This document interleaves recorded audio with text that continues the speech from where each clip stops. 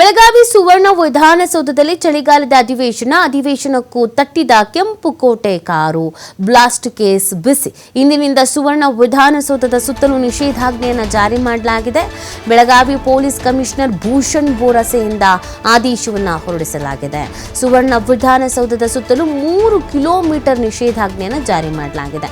ಇದೇ ಮೊದಲ ಬಾರಿಗೆ 3 ಕಿಲೋಮೀಟರ್ವರೆಗೂ ನಿಷೇಧಾಜ್ಞೆಯನ್ನು ವಿಸ್ತರಣೆ ಮಾಡಲಾಗಿದೆ. ದೆಹಲಿ ಬಾಂಬ್ ಬ್ಲಾಸ್ಟ್ ಹಿನ್ನೆಲೆ 3 ಕಿಲೋಮೀಟರ್ವರೆಗೂ ನಿಷೇಧಾಜ್ಞೆಯನ್ನು ವಿಸ್ತರಣೆ ಮಾಡಲಾಗಿದೆ.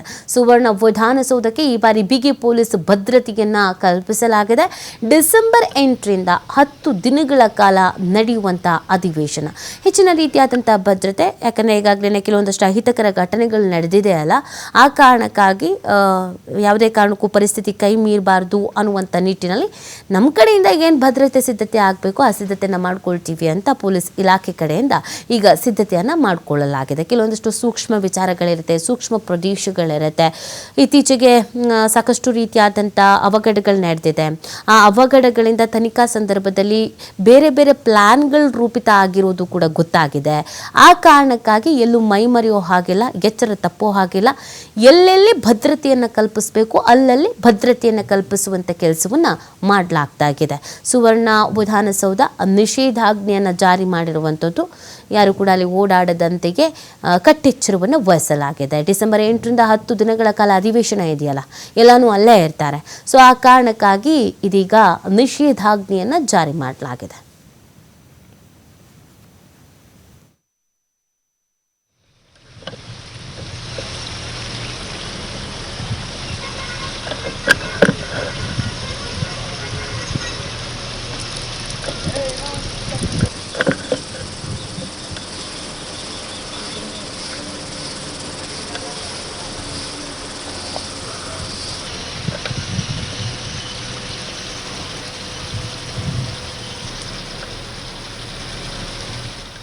ಈ ಬಗ್ಗೆ ಮತ್ತಷ್ಟು ಮಾಹಿತಿಯನ್ನು ನೀಡ್ತಾರೆ ನಮ್ಮ ಪ್ರತಿನಿಧಿ ಶ್ರೀಧರ್.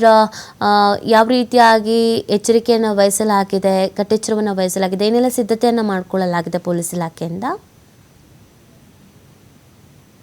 ಬೆಳಗಾವಿಯಲ್ಲಿ ಚಳಿಗಾಲ ಅಧಿವೇಶನ ಆರಂಭ ಆಗ್ತಾ ಇದೆ. ಇದೇ ಡಿಸೆಂಬರ್ 8ರಿಂದ 10 ದಿನಗಳ ಕಾಲ ಚಳಿಗಾಲ ಅಧಿವೇಶನ ನಡೆಯುತ್ತೆ. ಹಾಗಾಗಿ ಬೆಳಗಾವಿ ಸುವರ್ಣ ವಿಧಾನಸೌಧ ಸುತ್ತಲೂ ಕೂಡ ಈಗ ಏನು 163 ಸೆಕ್ಷನ್ ಅನ್ನು ಜಾರಿ ಮಾಡಿರ್ತಕ್ಕಂಥದ್ದು. ಅಂದ್ರೆ ಸುವರ್ಣ ವಿಧಾನಸೌಧ ಸುತ್ತಲೂ ಕೂಡ 3 ಕಿಲೋಮೀಟರ್ ವ್ಯಾಪ್ತಿಯವರೆಗೆ ನಿಷೇಧಾಜ್ಞೆಯನ್ನು ಜಾರಿ ಮಾಡಿದ್ದಾರೆ. ಬೆಳಗಾವಿ ಪೊಲೀಸ್ ಕಮಿಷನರ್ ಭೂಷಣ್ ಬೋರ್ಸೆ ಈ ಒಂದು ಆದೇಶ ಹೊರಡಿಸಿದ್ದಾರೆ.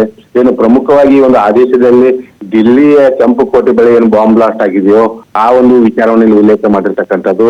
ಹಾಗಾಗಿ ಈ ಬಾರಿಯ ಬೆಳಗಾವಿ ಚಳಿಗಾಲ ಅಧಿವೇಶನವನ್ನ ಇನ್ನು ಸುವರ್ಣ ವಿಧಾನಸೌಧಕ್ಕೆ ಬಿಗಿ ಭದ್ರತೆಯನ್ನು ಕೈಗೊಳ್ಳಲಾಗ್ತಿದೆ ಅನ್ನುವಂಥ ಅಂಶವನ್ನ ಇಲ್ಲಿ ತಿಳಿಸಲಾಗಿದೆ.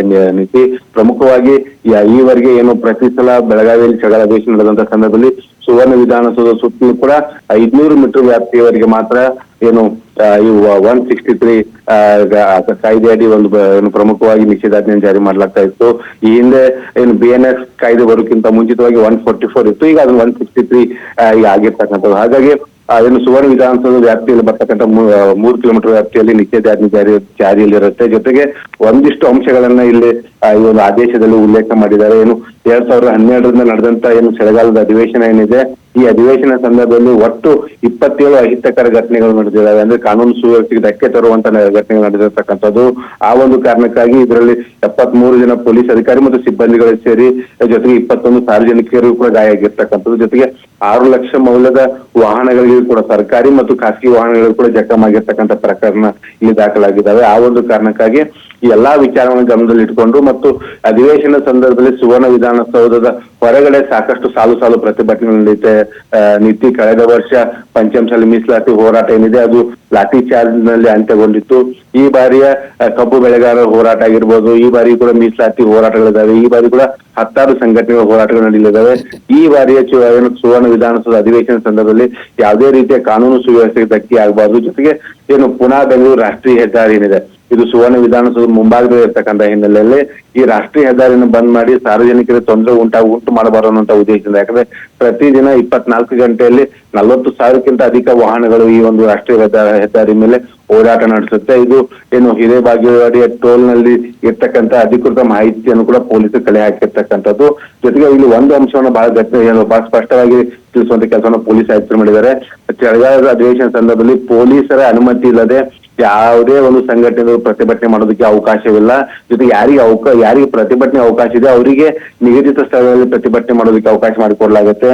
ಜೊತೆಗೆ ಏನು 10 ಅಂಶಗಳನ್ನ ಷರತ್ತನ್ನು ವಿಧಿಸಲಾಗಿದೆ. ಅದರಲ್ಲಿ ಯಾರು ಕೂಡ ಏನು ಮಾರಕಾಸ್ತ್ರಗಳಾಗಿರ್ಬೋದು, ಶಸ್ತ್ರಾಸ್ತ್ರಗಳಾಗಿರ್ಬೋದು, ದೊಣ್ಣೆಗಳಾಗಿರ್ಬೋದು ಅದನ್ನ ತೆಗೆದುಕೊಂಡು 5ಕ್ಕಿಂತ ಹೆಚ್ಚು ಜನರಲ್ಲಿ ಓಡಾಟ ಮಾಡೋದಕ್ಕೆ ಅವಕಾಶವಿಲ್ಲ. ಜೊತೆಗೆ ಒಂದು ಅಂಶ ಏನಂದ್ರೆ ಖಾಸಗಿ ವ್ಯಕ್ತಿಗಳು ಯಾವುದೇ ಕಾರಣಕ್ಕೂ ಡ್ರೋನ್ ಅನ್ನು ಕೂಡ ಹಾರಿಸೋದಕ್ಕೆ ಇಲ್ಲಿ ಏನು ಅನುಮತಿ ಇಲ್ಲ. ಅಂದ್ರೆ ಪ್ರಮುಖವಾಗಿ ಹೇಳ್ಬೇಕಂದ್ರೆ ಈ ಬಾರಿ ಚಳಿಗಾಲ ಅಧಿವೇಶನ ಇರ್ತಕ್ಕಂಥ ಹಿನ್ನೆಲೆಯಲ್ಲಿ, ಜೊತೆಗೆ ದೆಹಲಿಯ ಕೆಂಪು ಕೋಟೆ ಬಳಿ ಆದಂತ ಬಾಂಬ್ ಬ್ಲಾಸ್ಟ್ ಪ್ರಕರಣವನ್ನು ಗಮನದಲ್ಲಿಟ್ಟುಕೊಂಡು ಸುವರ್ಣ ವಿಧಾನಸೌಧಕ್ಕೆ ಬಿಗಿ ಭದ್ರತೆಯನ್ನ ನಿಯೋಜಿಸಲಾಗ್ತಾ ಇದೆ. ಜೊತೆಗೆ ಅದೇ ಒಂದು ಕಾರಣಕ್ಕಾಗಿ 6,000 ಪೊಲೀಸ್ ಸಿಬ್ಬಂದಿಗಳನ್ನ ಈ ಬಾರಿ ನಿಯೋಜನೆ ಮಾಡಲಾಗ್ತಾ ಇದೆ. ಕಳೆದ ಹಿಂದೆ ನಡೆದಂತ ಅಧಿವೇಶನ ಸಂದರ್ಭದಲ್ಲಿ ಕೇವಲ 3,000-4,000 ಸಿಬ್ಬಂದಿಗಳನ್ನು ಕರೆಸಲಾಗ್ತಾ ಇತ್ತು.